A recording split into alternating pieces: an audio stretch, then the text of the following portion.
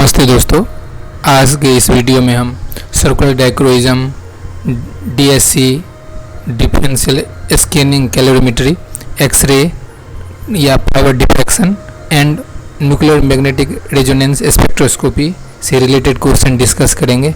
तो चलिए देखते हैं क्वेश्चन ये है कि एक पॉलीमर सिंथेसाइज किया गया एक कायरल अमीनो एसिड से, तो उसका कन्फर्मेशन जो है इस पॉलीमर का वो इन्वेस्टिगेट किया गया है।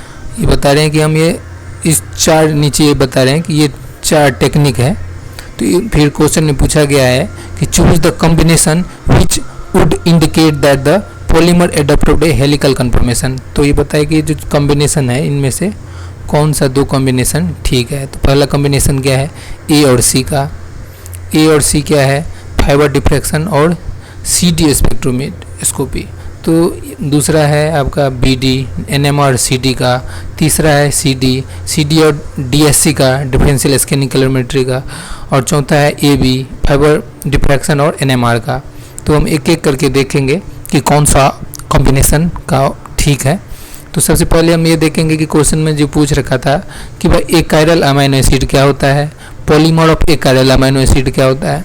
तो आपको पता है कि 20 अमीनो एसिड है स्टैंडर्ड, उसमें से जो ग्लाइसिन है वो अकायरल है। अकायरल इसीलिए है क्योंकि इसके ये जो कार्बन मॉलिक्यूल है, जो आपके ये और ये इनके कार्बन मॉलिक्यूल हैं।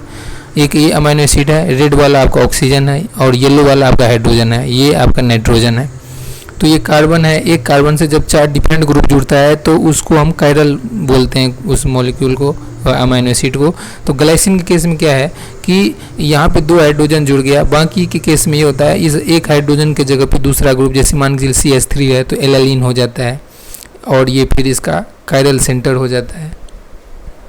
पर ग्लाइसिन केस में यहाँ पे 2 जुड़ गया है तो कायरलिटी खत्म हो गई, इसीलिए इसको एक कायरल कहा गया। और जब पॉलीमर हम उसको कहते हैं, इसका पॉलीमर वो होगा जब एक से ज़्यादा से मिलके बनेगा। तो जैसे ये देखिए 3 ग्लाइसिन मॉलिक्यूल था, उससे मिलके एक पेप्टाइड बन गया, ट्राइपेप्टाइड। तो ये पॉलीमर हो गया अकायरल अमीनो एसिड का, ठीक है। तो इन्होंने सिंथेसाइज यही किया है, अकायरल मॉलिक्यूल पॉलीमर, ठीक है। उसका कॉन्फॉर्मेशन चेक करना है।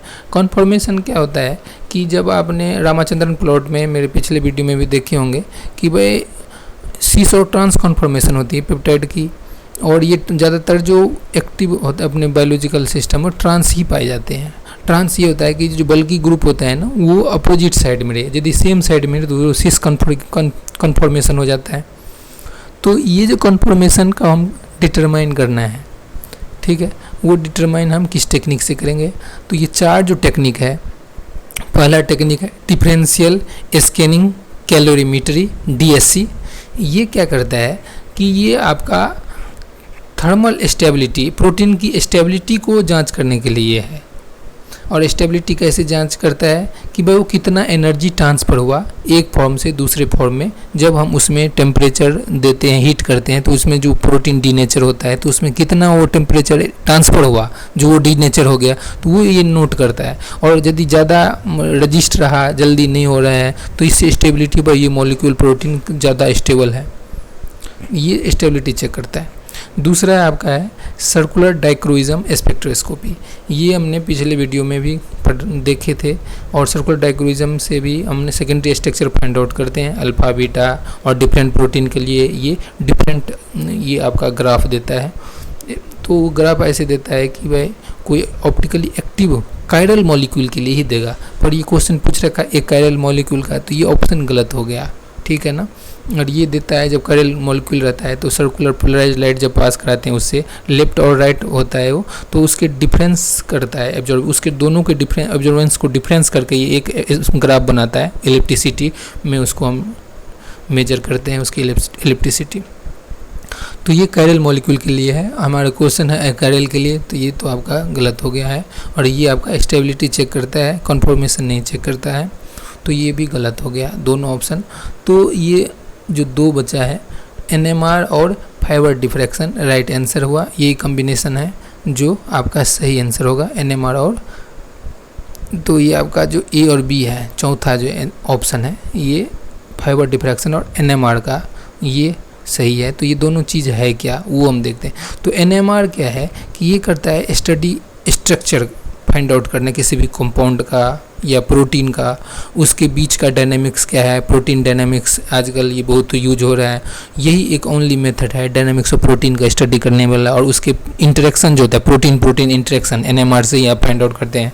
आरएनए डीएनए इंटरेक्शन या फिर प्रोटीन कार्बोहाइड्रेट या डीएनए कार्बोहाइड्रेट इंटरेक्शन, ये सारे इंटरेक्शन को आजकल यही आपका एनएमआर ही यूज होता है। फाइबर डिफ्रैक्शन क्या है? फाइबर डिफ्रैक्शन ये जो स्कैटरिंग जो होता है उसी का एरिया है, लेकिन एक्सरे केस में क्या होता है कि क्रिस्टलाइन कंपाउंड होता है, क्रिस्टल का हम फाइंड आउट करते हैं स्ट्रक्चर, पर इस केस में ऐसा नहीं है। इस केस में आपका इन विवो जैसा ही है, उसको कोई हम छेड़छाड़ नहीं करते, और जैसा ही जैसे आपका मकड़ी का जाल देखे होंगे तो मकड़ी का जाल का जैसा है वैसा ही इन्वायरमेंट उसको दे के उसको, जैसे एक्सरे में एक्सरे ही यूज करते हैं, लेकिन यहाँ पे आपको इलेक्ट्रॉन और न्यूट्रॉन भी यूज किया जाता है। एक्सरे से आपका स्ट्रक्चर पता चलता है, लेकिन जब हम न्यूट्रॉन यूज करते हैं ना तो न्यूट्रॉन में जो आपसी हाइड्रोजन बॉन्ड है ये भी डिटरमाइन होकर एक प्रॉपर आपका स्ट्रक्चर मिल जाता है। तो ये आपका एक मैंने पिक लिया था, ये आपका एनएमआर सेंटर है ब्राज़ील में, उसका है।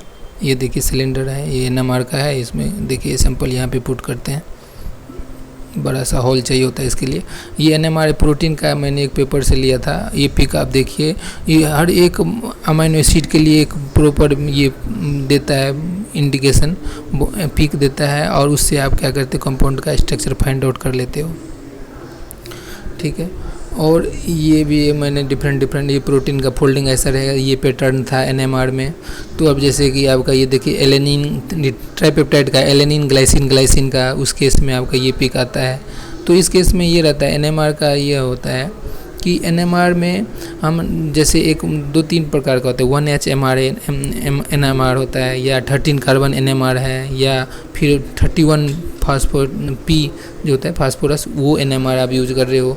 तो जो ये दो थे 1H और 13H, इसमें आपका जो रेफरेंस यूज करते हैं वो इंटरनल रेफरेंस यूज होता है, और वो फास्फोरस के केस में एक्सटर्नल रेफरेंस यूज होते हैं।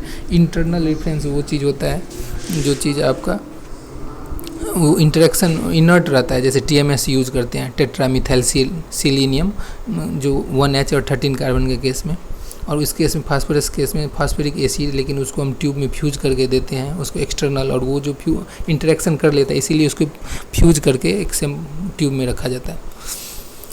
ये आपका थर्मोग्राम है। ये थर्मोग्राम जो है ये DSC में आया हुआ है, और डिफरेंशियल स्कैनिंग जो आपका कैलोरीमेट्री है। इसमें प्रोटीन फोल्डिंग और अनफोल्डिंग के बीच में जो टेम्परेचर देखिए डीनेचर हुआ 90 पे, वैसे एक्टिव था 20 पे। तो ये जो टेम्परेचर डिफरेंस है या हीट कैपेसिटी भी फाइंड आउट करने के लिए हम थर्मोग्राम का यूज़ करते हैं DSC का। और ये एक्सरे है, एक्सरे का ये एक पेपर से मैं लिया था, ACS का है, ये इसका DOI नंबर है। ये पैटर्न आ गया प्रोटीन का, तो इससे इन्होंने ये प्रोटीन फोल्डिंग डिटरमाइन कर लिया, जैसे कि DNA का वाटसन और क्रिक ने किया था एक्सरे से यूज करके। तो इसी प्रकार से आप डिफरेंट प्रोटीन का डिफरेंट आता है आपका पैटर्न, और आप स्ट्रक्चर का फाइंड आउट कर सकते हैं।